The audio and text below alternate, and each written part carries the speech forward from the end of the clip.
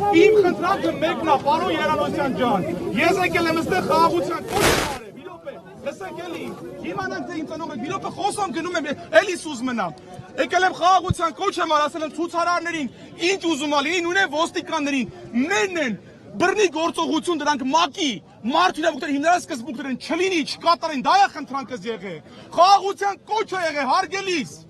խնդրում եմ ձեզ, բայց այդ առհամարական տոնն, այս մարդն իմ այդ առհամարական խոսած պարոն գնդապետ, ասում յալա նստի, պետք չի խոսակ, բոլոր ցուցարարները, բոլոր մարդիկ մերն են,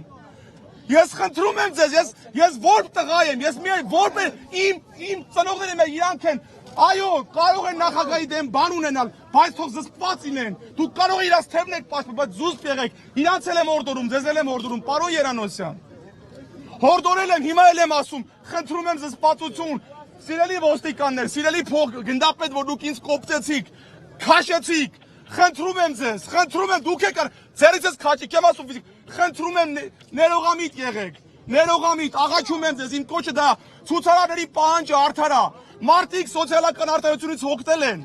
մարդիկ մեղք են, կգնանք, սա ասում եմ ու գնանք, սա ասում եմ գրակ, կոչս Երանոսյան Լյովանին է, խնդրում եմ, պարոն գեներալ, ես ես խնդրում եմ,